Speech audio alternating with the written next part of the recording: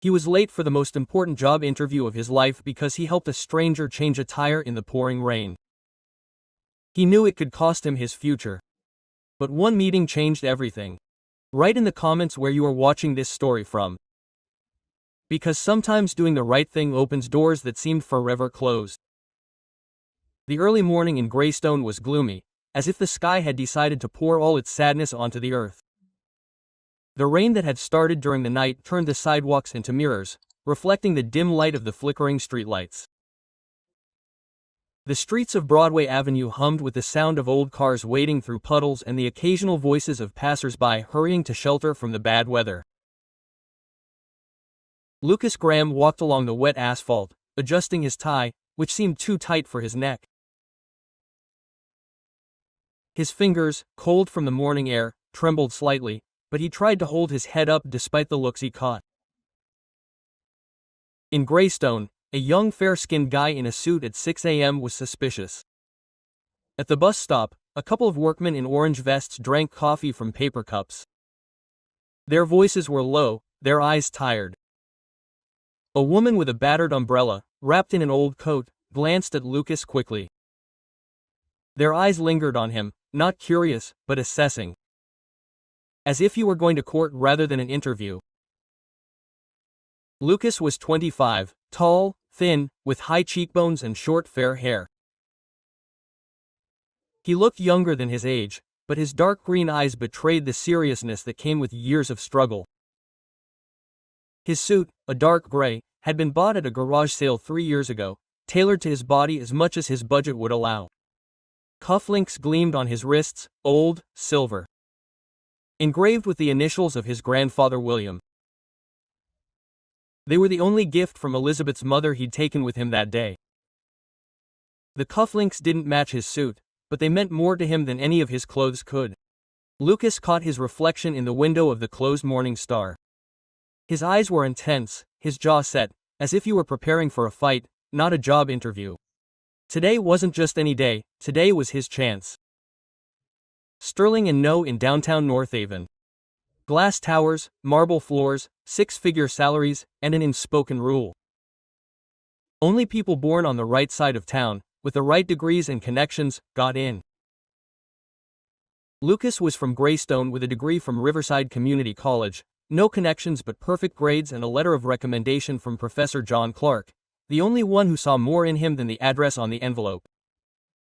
His phone vibrated in his pocket. A message from his mother. "You can do this, honey. Just be yourself. Love you." Lucas swallowed hard, put his phone away, and quickened his pace. It didn't matter what the workers at the bus stop thought. It didn't matter that downtown would look at his clothes, his accent, his heritage. What mattered was getting into that tower, shaking the right hands, proving himself worthy. He passed the old grocery store where, as a child, he'd bought candy with the change he'd found in the pockets of his mother's jeans. Back then, he'd dreamed of something bigger than Greystone, more than a cramped apartment with peeling paint and a perpetually leaky faucet. Now he was one step away from that bigger thing, and every step he took hit him like a hammer. The train pulled into Central Point. The doors hissed open. Lucas stepped out onto the platform. His boots slapped against the wet concrete. The cold air smelled of asphalt and metal, chilling him to the bone.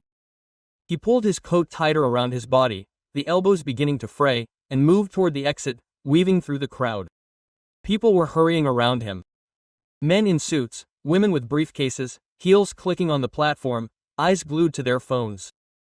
But even as they moved, Lucas could see the mood of the crowd shifting. Heads were raised, eyes looking up, frowning. Clouds were gathering over North Haven, dark and heavy, swirling in menacing spirals, as if heralding a storm they hadn't expected.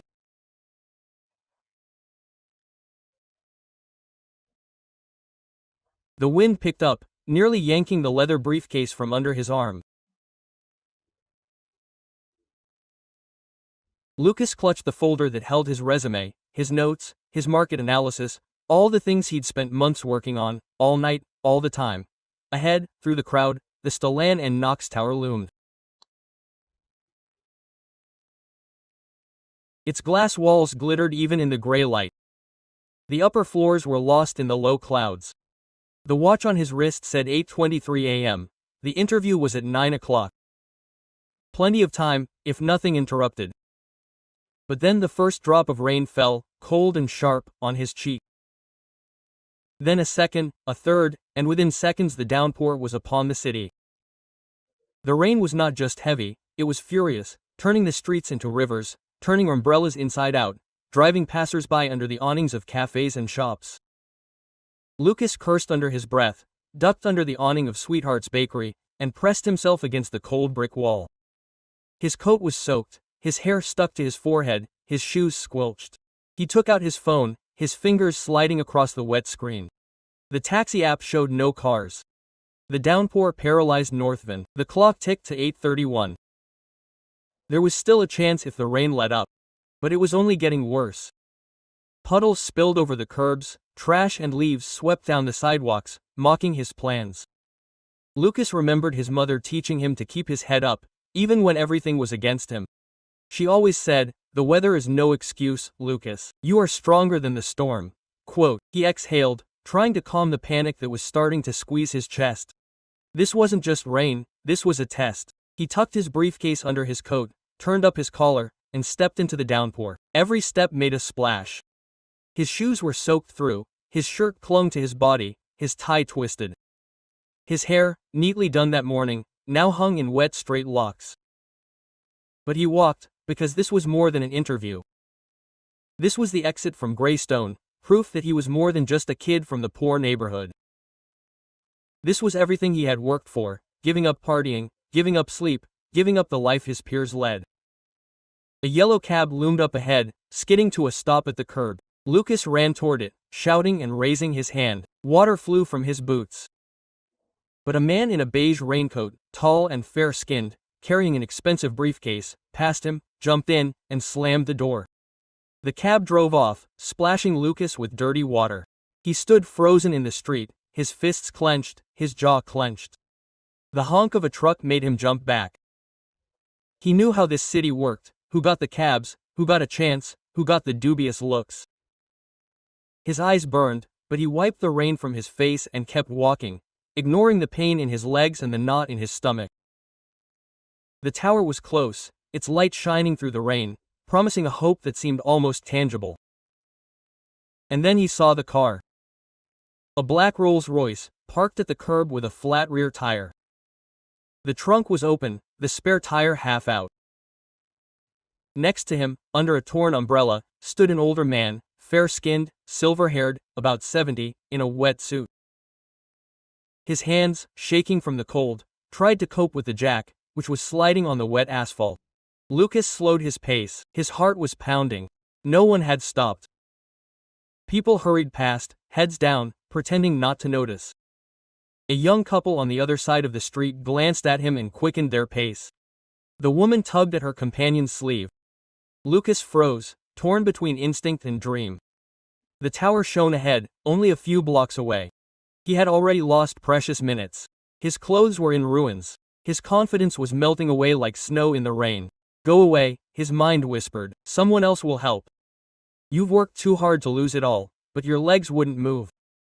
His mother's voice was in his head. You don't help when it's convenient, Lucas. You help because it makes you human. It's what separates you from the crowd. He clenched his jaw. His fingers tightened around his briefcase, which was already starting to soak through. He remembered helping his grandmother Marja carry bags from the store as a child, how she would stroke his head and say, "Kindness is not a weakness, it's a strength you have." Lucas took a deep breath, feeling the rain run down his face. "Hey, sir!" he called out as he crossed the street, his boots squelching in a puddle. "Let me help you." The man looked up, surprise flickering across his face. Rain was dripping off the brim of his old-fashioned hat. "I thought I could handle it," he muttered, his voice shaking with fatigue and irritation. "But this damn jack, the ground is uneven, everything is slippery." Lucas carefully placed the briefcase on the backseat of the car, praying that it would not get any more soaked. He shrugged off his coat, tossing it onto the wet pavement, not caring about the mud. The cold seeped into his bones, but he didn't notice. "You shouldn't be out in this rain, sir." The man's eyes softened. The stubborn lines around his mouth smoothed out. The downpour caught me by surprise. My driver is sick. I haven't changed a tire in 20 years. Lucas dropped to his knees. His hands confidently checked the position of the jack, straightened the angle. The cold metal bit into his palms, but the skills he had honed that summer in Uncle Franco's shop in Greystone returned instantly. He had changed tires on old trucks until he could do it in 8 minutes. Uncle Frank, with his loud laugh and the perpetual smell of machine oil, always said, "If you can fix a car, you can fix your life." Lucas laughed then, but now the words sounded like a mantra. "You know how to handle a tool," the man remarked, watching Lucas confidently tighten the bolts. Lucas chuckled, wiping the mud on his wet pants. "My uncle wouldn't let me drive his Chevy until I could change a tire faster than he could drink coffee." The man laughed softly. The sound barely penetrated the rain. Smart man. The clock was ticking. Every second slipped away like water on the street. Lucas could feel the time slipping away, but he was in no hurry. He finished the job, carefully tightening the last bolt and stood up, wiping his hands on his trousers. His suit was hopelessly ruined, but the wheel was straight. "Done, sir." The man straightened up, holding out his hand. His fingers were cold, but his grip was firm. "What's your name, son?" "Lucas Graham." The man's eyes narrowed for a moment. A spark of curiosity flashed in them. "Are you in a hurry, Lucas?" Lucas paused. His heart was pounding, time was running out. He glanced at the tower. Its light barely penetrated the veil of rain. "Yes," he said finally, his voice even despite the storm inside, "in the most important place in my life." The man nodded. His gaze was attentive, almost scrutinizing. Quote, "Then let me take you. It's the least I can do." Lucas wanted to object, but the man was already opening the car door, gesturing for him to get in. The rain left him no choice. Lucas took his briefcase and slid onto the leather seat, smelling of luxury and old wood. The car moved smoothly. The engine rumbled softly, drowning out the noise of the rain. Lucas looked out the window. His heart sank at the sight of the glass facade of Splint and Nanox. The lobby shone with a soft golden light, clean, untouched by the chaos of the streets. His reflection in the car window was pathetic, wet, wrinkled, unrecognizable. His shirt stuck to his chest, his tie twisted, his shoes left dirty marks on the rug. Quote, "Are you sure you want to, Jinku? Looking like this?" The man behind the wheel asked, his voice soft but not judgmental. Lucas forced a smile, his jaw clenched. "I have to try." The man nodded, his fingers tapping the steering wheel as he pulled into the driveway. Lucas opened the door, shuddering as the cold rain continued to fall, though less rapidly. Puddles reflected off the marble steps. His boots squelched, his coat heavy, his shirt clinging to his body. He glanced at the man, who was watching him with a small smile. "Thank you, sir, for the ride." "Good luck, Lucas," he replied, and there was more than just politeness in his voice. Lucas nodded and stepped toward the tower. Inside, the lobby was another world, warm, quiet, immaculate. High ceilings, marble floors, abstract paintings on the walls. The air smelled of flowers, expensive and clean. Lucas paused at the glass doors, feeling the water dripping onto the floor. Professionals in suits glanced at him, quick, reserved. The man in the expensive coat looked with mild disdain. The receptionist whispered to a colleague. Her lips twitched in a smile. Lucas ignored them. He had to. At the security desk, a tall man in a blue blazer looked up. His gaze was numb, assessing the soaking guest. Quote, "Good morning," Lucas said, trying to keep his voice even as he adjusted his briefcase. "I'm Lucas Graham. I have an interview at 9 o'clock Sterling and Knox."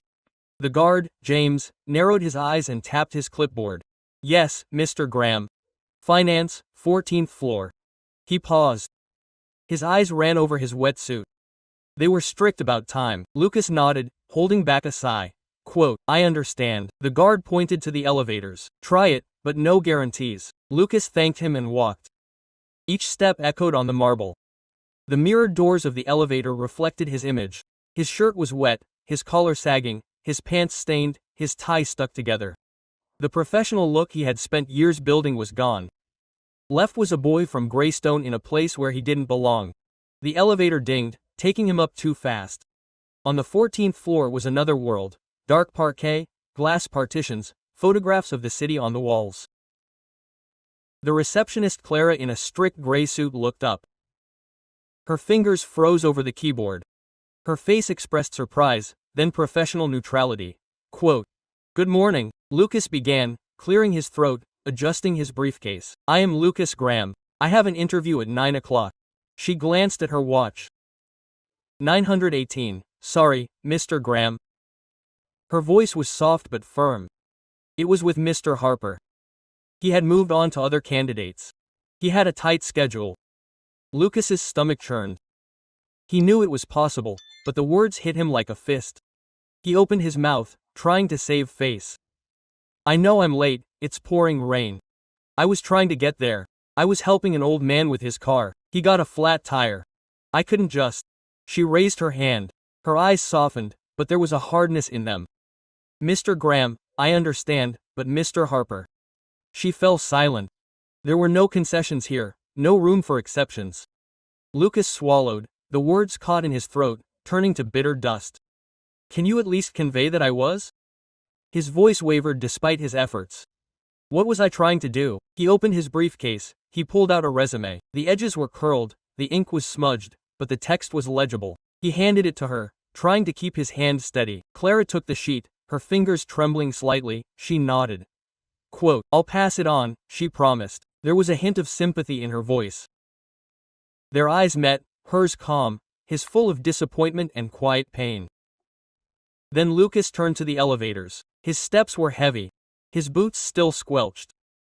His shoulders sagged under the weight of the morning rain of a missed chance. He had done the right thing, but he had lost everything. The elevator closed with a cold clang, cutting him off from his dream, from the office, from everything he had fought for. In the lobby, he felt the cold of the marble again, the purity of lines that seemed mocking. The rain outside had died down, the sun was breaking through the clouds, reflecting in the puddles. Lucas stopped at the glass doors, looking out onto the street. His jaw was clenched, his throat was tight. The world moved on. Cars honked, people hurried. No one noticed the soaking wet boy with broken dreams. He didn't scream, didn't cry, just walked out, leaving hope behind him. Like the rain running off his coat. The morning sun in Greystone didn't regret Lucas's defeat. It filtered through the thin curtains of his apartment, painting stripes of light on the peeling walls and the old kitchen table where he sat bent over his laptop. The hum of the old radiators drowned out the sirens from the street, where the life of Greystone stopped for no one. Lucas stared at the screen, where the cursor blinked over his resume. The briefcase on the table, still wrinkled and stained, reminded him of yesterday like a scar. His suit hung on a nail, water stains remaining like traces of defeat. He tried to dry it with a fan, but the fabric still looked tired, like him. The phone vibrated on the screen of his mother's face. He paused, not ready to tell the truth. She had been so proud of him when he got the invitation, even sending his grandfather's cufflinks, wrapped in lavender-scented paper. They sat in his coat pocket, cold and heavy as his thoughts. The phone kept ringing. Lucas took a deep breath and answered, trying to sound confident. Quote, "Hi, Mom, honey, I've been thinking about you all day." Her voice was warm, cutting through his tiredness. There was news. That big company was calling. Lucas opened his mouth, but the words stuck. How to explain that he had come this far, that he had sacrificed everything for the right thing and still lost? He remembered her face when she had sent him off for the interview. Her eyes full of faith, her hands squeezing his. Before he could answer, another call came, an unknown number, the North Haven area code. "Mom, I need to take this, maybe it's work?" "Sure, honey, take it, show them." He switched over, his nerves taut as strings. "Hello, Mr. Graham." A woman's voice, crisp, professional, with the confidence of someone accustomed to making important calls. "This is Sarah Wells, Mr. Edward Sterling's assistant. I'm calling to invite you to a meeting at 2 o'clock this afternoon, if you're free." Lucas froze. The world rocked. He gripped the phone tighter. His voice could barely keep up with his thoughts. "I'm sorry, Did you say Mr. Sterling, the CEO? Yes, sir. Her voice was level, without a shadow of a doubt. Meeting on the 82nd floor. Need directions. His heart pounded. Every fiber in his body screamed that this couldn't be true.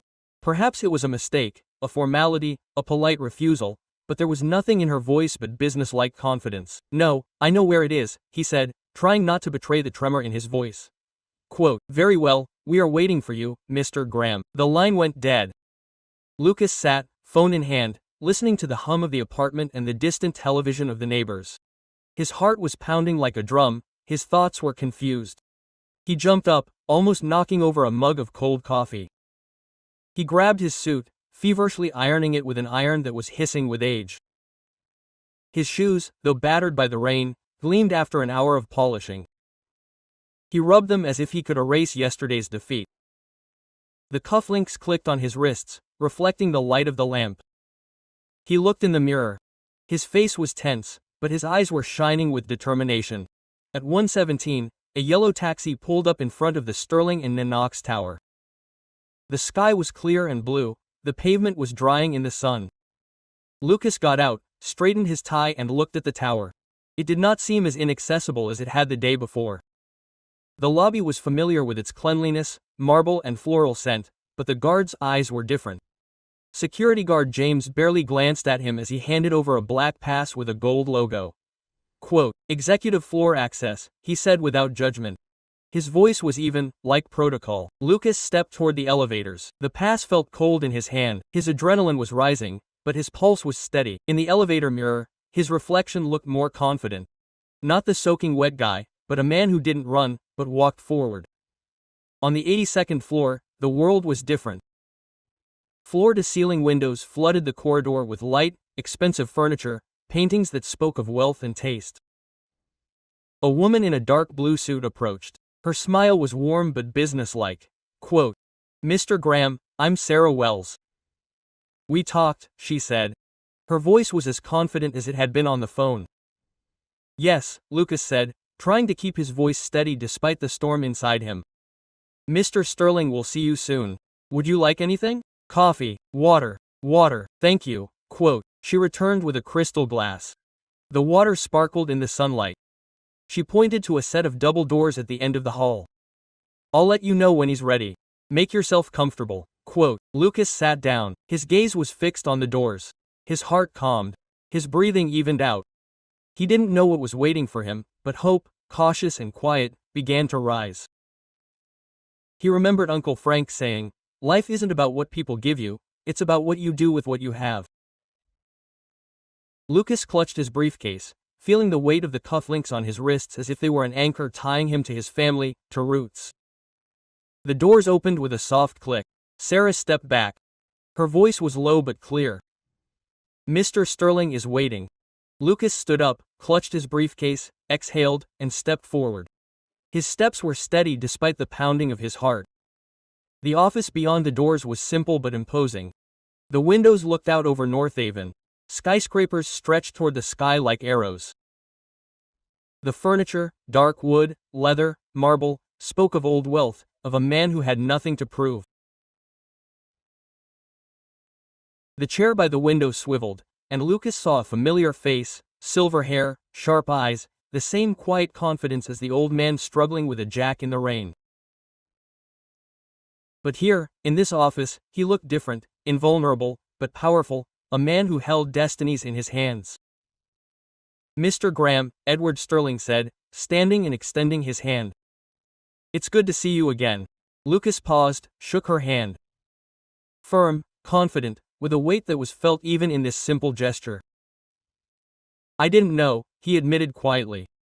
The words stuck slightly in his throat. On the street, I didn't realize that I was the one who signed your invitation for an interview, Edward finished, smiling slightly. The corners of his mouth lifted. That's why it's important.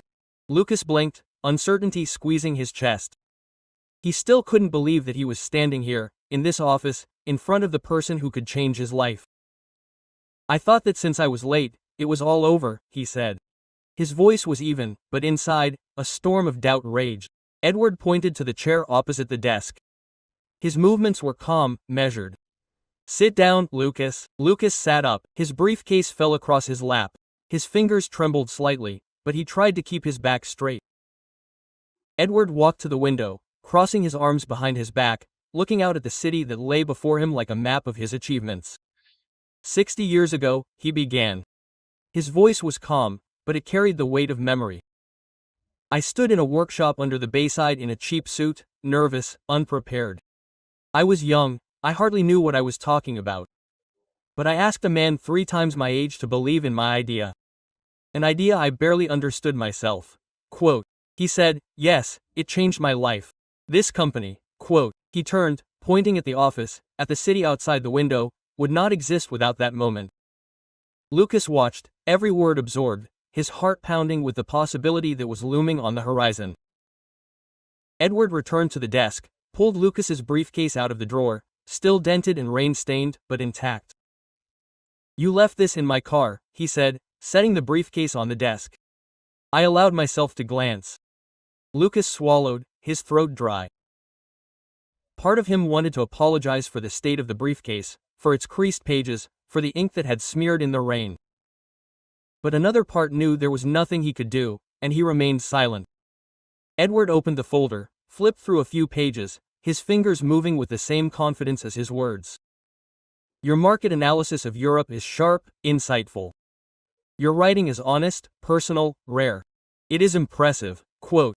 He looked up, his gaze firm but warm. But that's not why you're here. Lucas tensed, his fingers tightened around his briefcase. Not that. Edward shook his head. His movement was slow, deliberate. I've been hiring people for decades, Lucas. Finance can be taught. Reading balance sheets, building portfolios, analyzing markets. Those are all skills. But character. He paused. His words hung in the air. Character can't be taught. Lucas froze. Edward's words were simple but heavy, as if they were touching on something deep, something Lucas had always known but could never express. He remembered the rain, the cold, his mother's voice in his head, the lessons she'd been drilling into him since he was a child. Most people in your shoes, wet, late, under that kind of pressure, would have walked on by, Edward continued. I wouldn't blame them. It would have been the logical choice. But you stopped. You didn't help for the praise, or for someone to notice. You did it because it was the right thing to do. Lucas's throat tightened, a mixture of pride and relief and the quiet ache of recognition. He remembered standing in the rain, fighting the urge to leave, his mother's voice holding him back. He'd made a choice with no expectation of reward, but now that choice was staring back at him from across the table in the face of a man who saw more in him than he did. Thank you, sir, Lucas said quietly. His voice was sincere. It means more than I can say. Edward smiled slightly. The lines around his eyes deepened. I'm not offering you an analyst's job, Lucas, not the entry-level position you came for. Lucas's heart sank. The words hit him like a cold wind, but Edward leaned forward. His voice dropped, firmer. I'm offering you something else. You'll work with me. Special assistant. You'll be in the rooms that people have been crawling into for years, where decisions are made that move markets. It won't be easy, it won't always be comfortable. But you'll leave with a foundation that no university or book can buy. Lucas looked at him, stunned. The offer was enormous, daunting, almost unreal. He felt the world around him shift, as if the floor beneath his feet had grown less solid. His mind was torn between disbelief and hope. Why me? She burst from him. His voice was shaking with doubts that had built up over the years, from all the closed doors, from all the looks that told him he didn't belong in this world. Edward smiled. His eyes flashed with the memory of his own youth, the days when he himself had been full of doubts. Because someone once believed in me when I didn't deserve it, he said. And that changed everything. I see in you, too, what that person saw in me. The decision you made in the rain says more about you than any resume. He held out his hand. His gesture was calm but firm, as if he were offering not just a job but a new path. Lucas looked at the hand, then at Edward. His own hand came up, the fingers closing around Edward's with a quiet strength. It was not the handshake of a nervous boy from Greystone who knocked on closed doors. It was the handshake of a man who had been seen, chosen, respected. The rain had not drowned his chance, it had opened it. For the first time in his life, Lucas Graham walked toward the future knowing that he had earned every step. That evening, Lucas sat in his apartment, still feeling the weight of the day. He called his mother, his voice shaking with emotion as he told her everything. About the rain, about the old man, about meeting Edward Sterling. Elizabeth listened in silence, only occasionally uttering a soft sound of surprise. When he finished, she laughed. Her voice was full of pride. "I always knew you were special, Lucas," she said. "You didn't just ride out the storm, you made it yours." Lucas smiled, looking down at the cufflinks on the table. They glinted in the lamplight, a reminder that the roots that held him were stronger than any rainstorm. He knew there would be challenges ahead, that working with Edward would take everything he had. But he was ready, because he was more than just a boy from Greystone. He was a man who made a choice, and that choice had led him here. To the beginning of something greater than he could have ever dreamed of. He didn't get the job he expected. He got an opportunity he never dreamed of. Because sometimes it's not the resume that matters, it's who you are when no one is looking. Let me know in the comments where you're watching this story, because true destiny begins where expectations end. Она пришла в отель, чтобы дождаться мужа, но была встречена презрением. Они думали,